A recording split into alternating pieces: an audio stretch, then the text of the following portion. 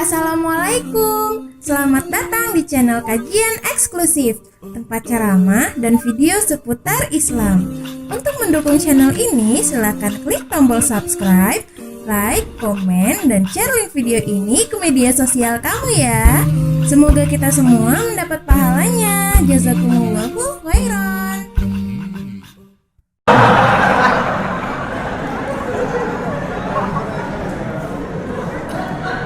Diam-diam baik.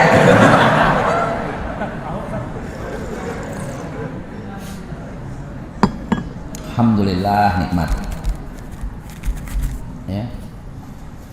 Jadi teman-teman sekalian, membentengi keluarga itu cara saya, nggak mau muluk-muluk. Ya, membentengi keluarga. Mari kita bentengi keluarga kita.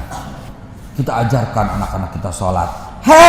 Ngajarin sholat, bikin anakmu gembira dulu, baru bisa sholat bersama tanpa disuruh.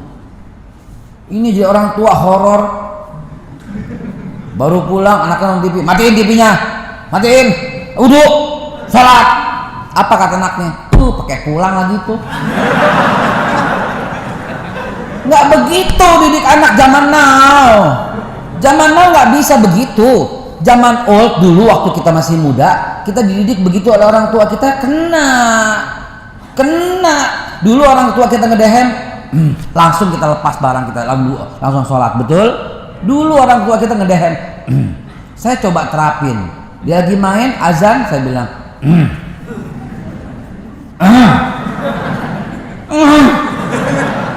anak saya berkata, "Mah, bapak batuk, kasih obat mah." Nggak kena zaman old sama zaman now digituin gitu loh. Jangan pernah suruh anakmu sebelum kau tertawa bersama mereka. Itu kuncinya. Sekali lagi, jangan pernah menyuruh anakmu untuk sholat, untuk ngaji sebelum kau tertawa bersama mereka. Dan suruhlah ketika dia sedang tertawa terbahak-bahak. Karena itu saya katakan, orang tua zaman now, orang tua yang lucu, yang menggembirakan, yang anaknya pulang menyambut. Yang begitu pulang, papa pulang, papa, itu orang tua zaman now. Papa pulang, gendong, itu anak saya SMA yang Aisyah itu. Tapi kalau saya pulang, dia tuh seperti saya udah 3 bulan nggak pulang. Papa, dia tomplok papa, dicium, sodor dicium, semua dulu. Itu Aisyah dan Aliyah pun begitu. Kenapa? Karena saya pasti menjadi pelawak yang lucu di tengah anak-anak. Dan saya nggak bakal nyuruh sebelum lagi ketawa-tawa. Udah saya tahu udah azan, tapi saya ketawa-tawa terpingkal-pingkal dulu, ketawa bercanda, akhirnya apa? Main lemparan bantal.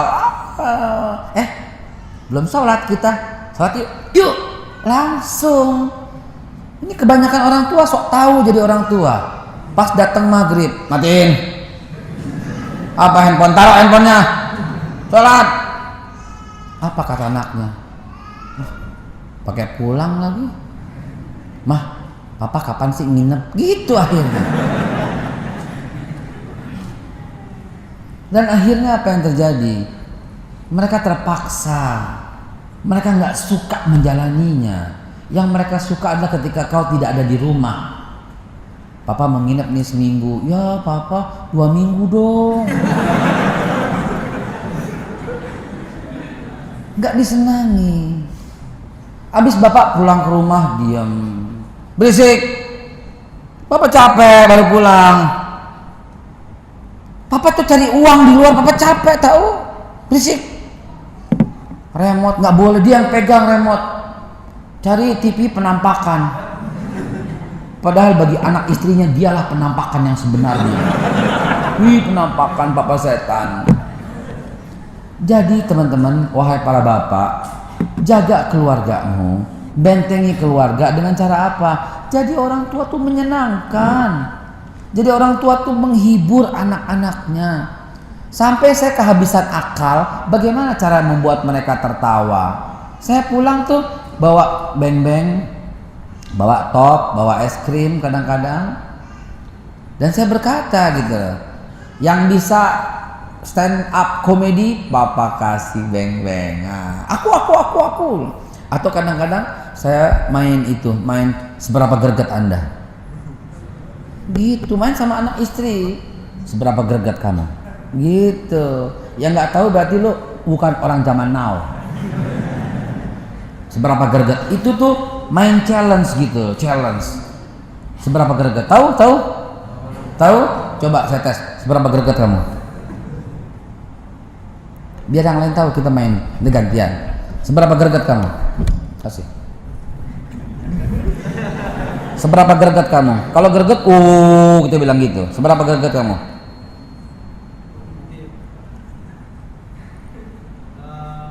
Mati kok. Mana panitia? Tolong di.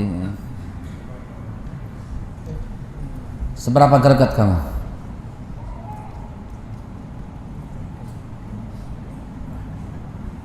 Gak apa-apa, saya dengar.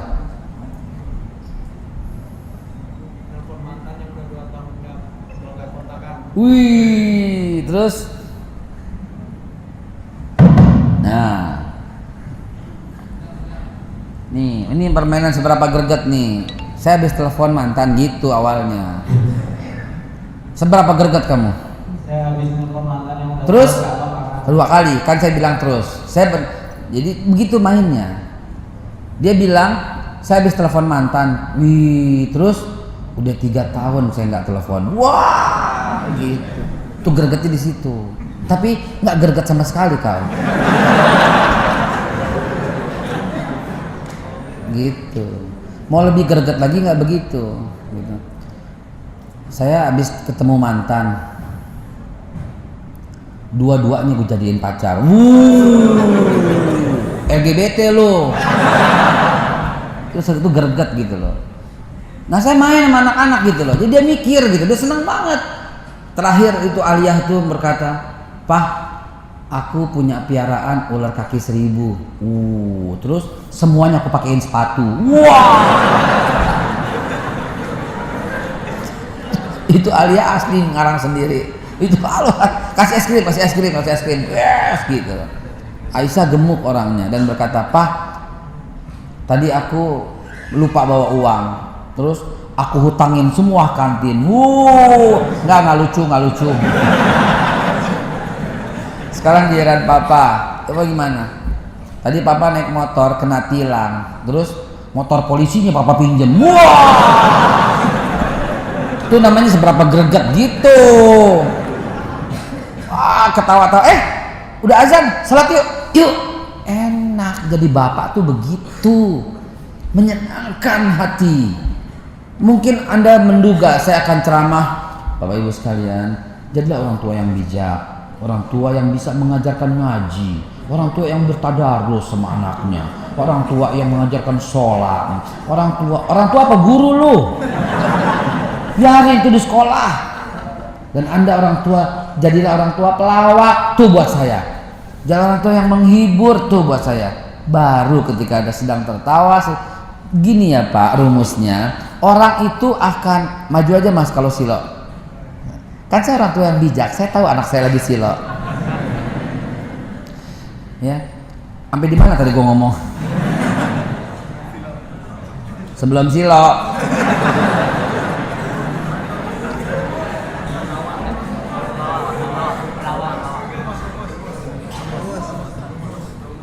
Apa? Rumus? Hah? Oh gitu ya. Mungkin Anda menduga, ulangi lagi ya. Mungkin Anda menduga saya berbicara jadilah orang tua yang bijak, orang tua yang sholat, bisa mengajarkan sholat, bisa menjadi imam bagi anak-anaknya, bisa menjadi orang yang menghafalkan Al-Quran bagi anak-anaknya. Jadilah orang tua. Itu nomor 9, nomor 10, nomor 20 Pak. Nomor 1, jadilah orang tua yang menyenangkan bagi anak-anakmu. Itu nomor 1. Nomor 2, jadilah orang tua yang menghibur anak-anakmu. Nomor 3, jadilah orang tua yang lucu bagi anak-anakmu. Itu dulu. Rumusnya, nah ini dia, baru ketemu lagi. Rumusnya begini Pak. Antara otak alam sadar dengan alam bawah sadar ada diafragma.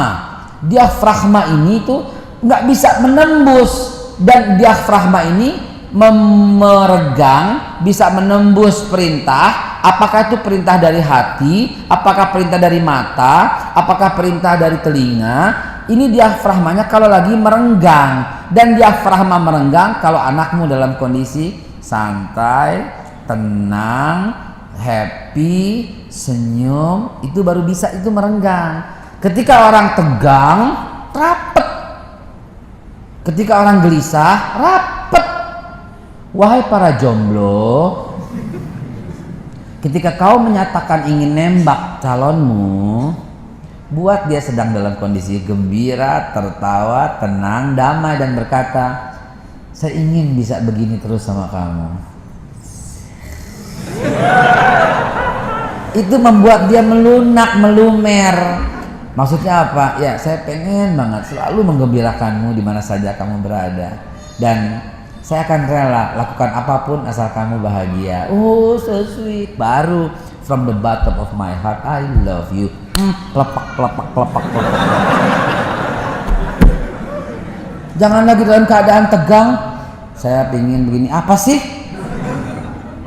Begitu akhirnya, teman-teman sekalian. Jadi, jadilah orang tua yang menyenangkan. Itu akan membuat benteng rumah tangga, membuat rumah tangga indah, damai, tentram. Itu orang tua yang begitu.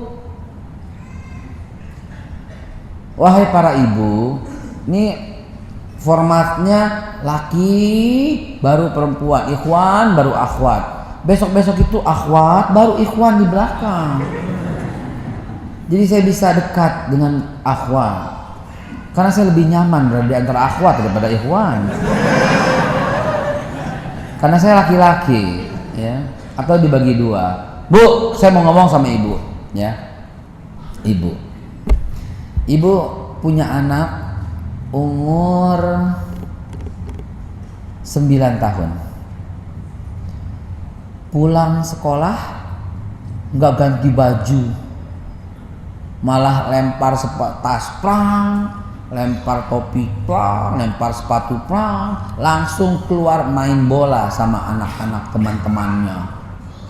Dan keadaan mendung, pulang jam 2 siang, main bola terus sampai maghrib baru pulang. Dan hujan lebat, lumpur udah nempel di seluruh tubuhnya. Pulang ke rumah, belum makan, belum sholat, baju seragam kotor, penuh lumpur, semua kena lumpur, rambutnya, di badannya, di sepatunya. Ibu bilang apa sama anaknya? Ibu yang kacamata, jangan nunduk ngape? Ya itu dia. Angkat tangan ibu. Mas, geser kepalanya sedikit. Nah, ibu bilang apa sama anak ibu? Orang tua lumrah akan berkata, kamu dari mana sih? Betul nggak? Betul nggak? Kadang-kadang pakai jewer. Nakal. Mandiku, mandikan. Begitu. Ini kejadian ya, kisah nyata saya cerita ya. Ada 5 orang anak yang main bola seperti ini di sebuah komplek di rumahnya. Mereka main bola sampai penuh dengan lumpur segala macam. Rumah pertama yang dilalui itu rumah sahabatnya, namanya Abdurrahman. Dipanggil namanya Aap. Bapaknya udah menunggu, Bu. Dipukulin itu, dasar kamu, plak, dipukulin pakai sapu lidi. Ini 4 yang anak nih ngeliatin sambil wah syukurin. 4 anak ini berjalan lagi menuju rumah yang satu. Rumah yang satu di sebelah kiri itu rumah Amak. Rumah Amak Belok namanya. Amaknya Belok, panggilannya Amak Belok. Itu diomelin lagi sama ibunya. Ibunya jewer. Awas tuh, nggak boleh masuk. Nggak boleh masuk. Ama syukur kata anak yang bertiga ini. Rumah berikutnya rumah Bobby, begitu juga, dan Billy, begitu juga. Terakhir tinggal 1, Bu. Rumahnya paling ujung. Dia ngelihat Bobby digebugin sama bapaknya pakai bambu. Billy sampai ditendang. Si Ama dijorokin, dijewer sama ibunya. Si Aap juga begitu. Kira-kira perasaan apa yang terada dalam hati yang paling anak nomor 1? Kira-kira apa? Kira-kira perasaan apa gitu loh? Pulang jangan. Betul nggak? Apa pulang jangan, semua dia lihat semua, aduh gimana. Anak itu pulang pelan-pelan lewat pintu belakang. Rupanya ibunya sudah menunggu di pintu belakang. Tapi ibunya tidak bawa sapu. Ibunya tidak bawa macam-macam. Ibunya bawa teh hangat dengan 2 potong pastel. Anak itu, ya Allah, anak itu saya 40 tahun yang lalu.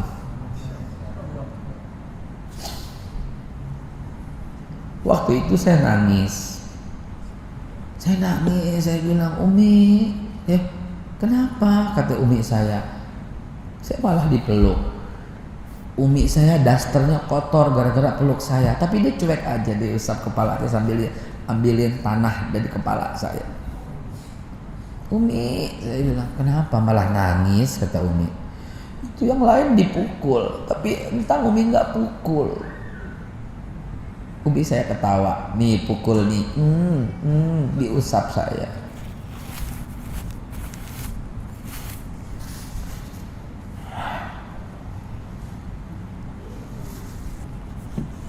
Itulah yang saya alami 40 tahun yang lalu.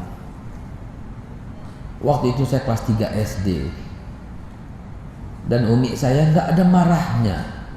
Dia malah menghibur, ketawa terbahak-bahak sama saya. Akhirnya lagi mandi itu saya nangis. Saya berkata, ya Allah, demi Allah, saya tidak akan kurang ajar sama dia. Saya akan ngikutin semua kata-katanya. Saya akan tidak akan berkata tidak dengannya. Saya bersumpah demi Allah, saya bersumpah begitu. Karena ibu saya cintanya sama saya itu terus tidak pernah berkurang. Bandingkan dengan Anda wahai orang tua zaman now. Ketika anakmu 2 tahun gak mau makan, kau gelisah, mam dong sayang. Anakmu 5 tahun belum mau makan, anak kau bilang apa? Makan. 10 tahun gak makan gak? Teman berpukul nih. 15 tahun gak mau makan, terserah mau mampus atau enggak. Cintamu berkurang padanya. Enggak berkurang, tapi mereka tuh menganggap kau berkurang. Dulu mama gak gitu deh. Begitu kata anakmu yang umur 4 tahun. Mama dulu gak gitu, kata anakmu umur 6 tahun. Cintamu, caramu yang kurang tepat. Caramu tidak mengikuti Rasulullah Sallallahu Alaihi Wasallam lagi sholat dibikin perosotan punggungnya nggak marah.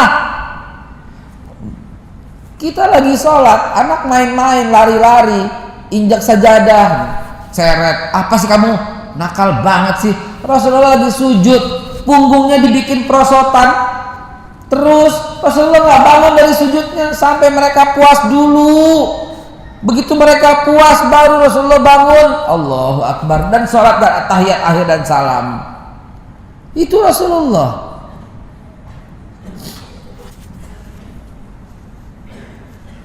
Sahabat datang kepada Rasulullah dan bertanya, ya Rasulullah ausini, nasihati aku. Ya Rasulullah ausini, nasihati aku ya Rasulullah. Apa kata Nabi bilang? La taghdab, jangan marah.